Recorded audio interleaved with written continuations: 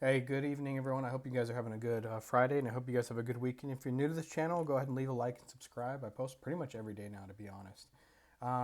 So I came across this video from Accident Investigations NTSB Case Reviews. If you guys can leave them a like and subscribe, I would really appreciate that because they're posting this content for us to learn from. This is a pretty depressing story. I'm just going to be honest. So if you're not really in the mood to hear it, I would not listen to this right now. This happened July 4th, 2023 in California near French Valley. And yeah, let's just start off by reading the NTSB report, and then we'll go ahead and actually, let's go ahead and watch the video first, and then we'll read the NTSB report and kind of break this down a little bit. If you guys can't see it either, it's the images are really blurry. I wish airports would invest in better surveillance footage.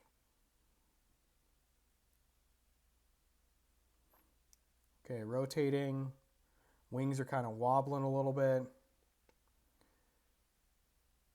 Barely hanging on, losing lift right here, and then stall spin and crash into the ground. So yeah, pretty scary to watch, to be honest. But it gets crazier. So if we read the NTSB report here, I'm gonna go ahead and read this to you guys. Let's see if I can actually read this time.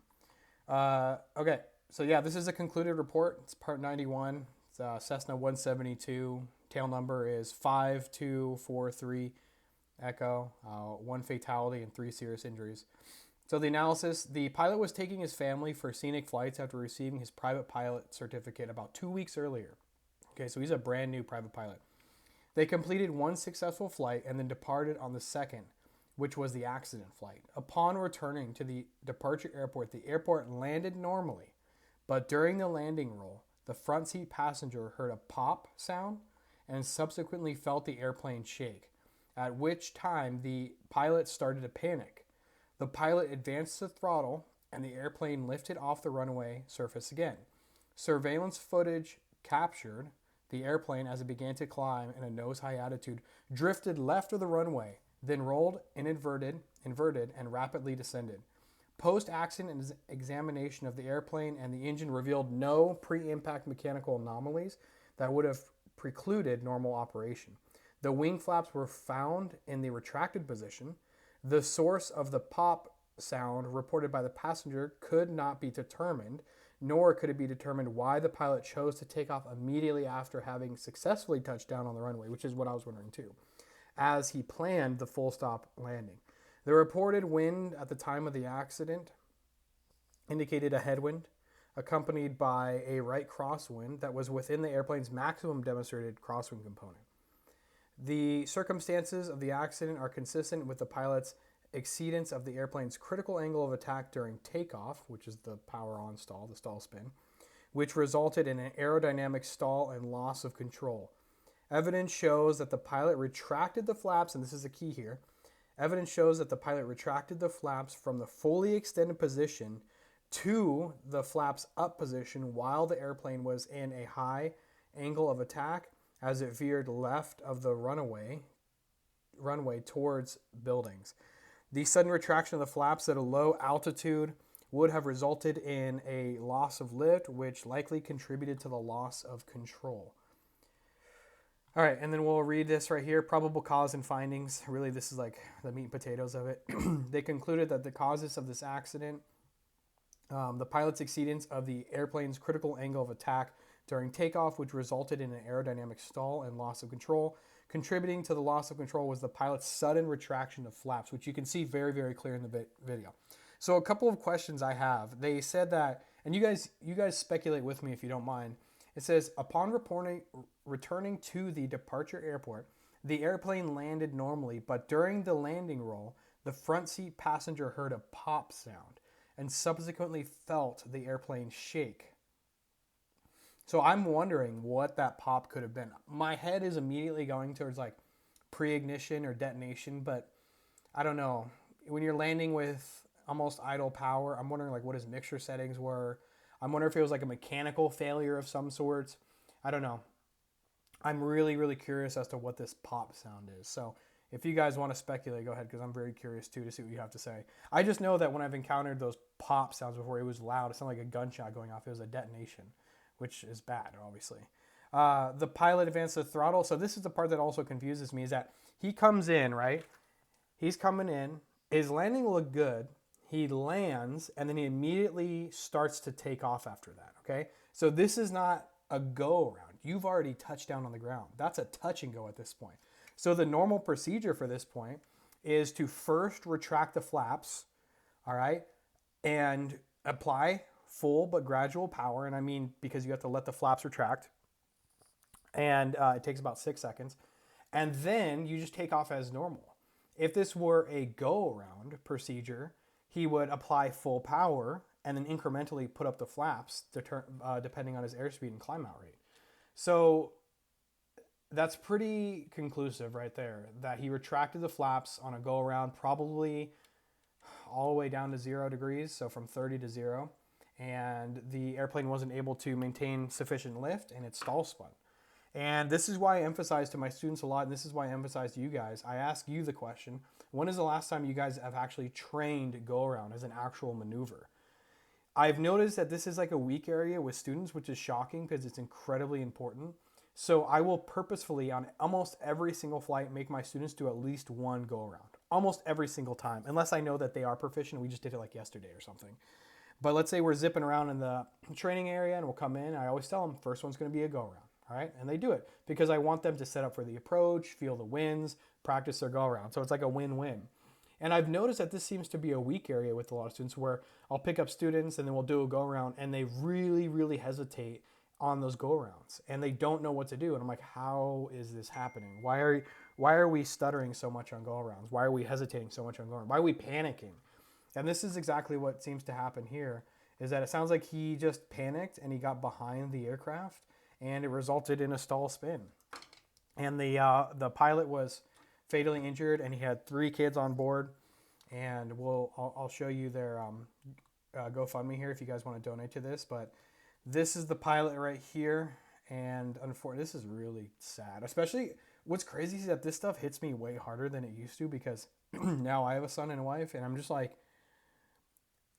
I can relate to this more in a way, which is weird because, I don't know, your brain just changes when you become a parent. I just think about my son losing me in an accident, and no, like, this is a real tragedy. So yeah, if you guys want to donate to their GoFundMe, I'll go ahead and put it below also. All right. Okay, so how do we approach this? So I found an article right here, Pilots of America, and this guy has the density altitude of 3,000, winds about 10 knots down the runway. Density altitude here isn't going to be a factor. 3,000 density altitude is really not that big of a deal. If this was like 5, 6, 7,000 plus, okay, yeah, maybe we can consider that as a factor. But 3,000 feet density altitude, I don't think that's really a factor. But then I'm thinking, okay, weight and balance. How is his longitudinal stability? Where is his center of gravity at? Was he overweight? Was he underweight? But then you look at these kids, right? And they're all like what? This guy's like 50 pounds, 60 pounds, 60 pounds. Like, they're all pretty light. So there's no way, I don't think there's any way that they're overweight and balance, that they're outside of the envelope. I don't think so. So I don't even think that's a factor. And yeah, these people agree here. What's crazy is that somebody broke this down, I think, in the comments. They said that this pilot, yeah, right here. So prior to the last page of his logbook, he'd flown a total of 65 hours, and 52 of that was an instructor. So he only has a grand total of 13 hours of solo time, not counting the last page. He didn't do much flying without an instructor. This is not a lot of time, okay? Especially if this 65 hours was spread out over the period of like 6 months, 7 months, 8 months, even a year. That's not a lot of time to gain proficiency. That is, you're still brand new as a pilot. And I'm just thinking in my head is, would I be comfortable, and would you guys be comfortable taking up your family members, especially 3 of your kids, up in a plane right after you finish training? And is there not a part of your brain that understands that you are essentially in the danger zone when it comes to statistics and fatal accidents as a pilot? I mean, what is it from hours 0 to like 150 or 200 or something like that. There's a book called, oh, what is that book called? Well, I gotta Google it. I gotta Google this. Accident, airplane accident stats book. God, what is the name of this book? It's gonna drive me absolutely crazy if I don't know what the name of this book is. I feel like it should have been right here. Damn, that's gonna drive me crazy. What is that book called? Where it's that guy that breaks down all of those accidents, and he like talks about during this phase of flight we see the most accidents, during this many hours, during base to final we see this many accidents. I had the book somewhere. God, it's a really, I see it on shelves all the time. I was hoping that it would pop up in here somewhere, but I don't see it. If you guys know what I'm talking about, leave it below. When I can't find, I read a lot, so when I can't find a book, it just drives me absolutely nuts. Watch it be like right here. I just don't notice it. Okay, so yeah, weight and balance isn't a factor. Density altitude isn't a factor. Crosswinds aren't a factor. It's simply botched go around / touchdown procedure. Not understanding or forgetting or panicking that when you reduce the flaps, you go from a dirty configuration to a clean configuration, which increases your stall speed. So the proper recovery here should have obviously been, well, first of all, to not retract the flap. So I'm assuming you can almost see when he starts to retract the flap. So probably right here, he loses control of the airplane, starts wobbling. At that point, I mean, the problem is that he's maintaining that pitch up nose attitude when he should have been putting the nose down. And that would have helped him gain stability, gained airspeed, and he probably could have recovered from this. The problem is that you really put yourself in a bad position when you retract all those flaps, and you will lose a considerable amount of lift. I've had students before, it doesn't happen anymore because I watch like a hawk. But when I was a brand new instructor where I'm like, okay, let's do a grow around, all of a sudden I hear the woo of the flaps, and I look and the flaps are at 0, and you will just fall out of the sky. You'll lose like a lot of altitude really quickly. And if you don't know what's happening, it's bad. Like if you don't know that the flaps are being retracted, you still have a nose up attitude, you're gonna stall spin. So yeah, this was pretty preventable. So I'll go ahead and read if you guys want to hear this. Like I said, this is a pretty grim story, but I guess if you could say that there is a positive aspect, which there definitely is, that the kids survived, the 3 kids that went with them. So that would, I mean, imagine if everyone passed away. That would have been extremely tragic. The dad was bad enough, but the kids, I'm really glad the kids have made it. So I'll read this. This is words from Megan, which is the wife of the pilot. And it says, on July 4th, 2023, Jared passed away in a plane accident. Miraculously, my 3 older boys who were flying with him have survived and are stable at Rady's Children's Hospital in San Diego. We are surrounded by family and have been attended by angels, including our own Jared. Man, this is sad. He is near. In my grief and my heartache, I have 3 beautiful miracles to kiss today. He made sure he protected over them and brought them safely to me, and that is all I could ever want in life. Please pray for my beautiful boys. God, I cannot read. Prayer is keeping us going today. Connor and Caleb are alert this morning. Connor had surgery overnight to put a rod in his broken femur. Wow, okay. And to suture several lacerations. He could not wait to finally drink cold water this morning, and it's a pleasure he won't soon forget. Connor has the most memory of what happened yesterday, including being next to his dad. Please pray for him to find comfort. He is so tough, but he has also been through a lot.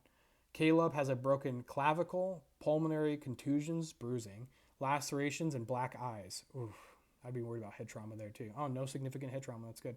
Caleb is being brave but very sad. He is looking forward to seeing his friends and dog very soon.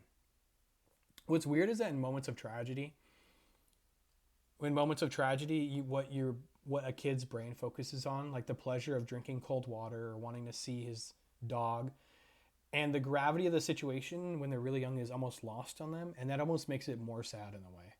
Maybe not, I don't know. I just think of that. Man. Elijah sustained more serious injuries. He has a broken jaw.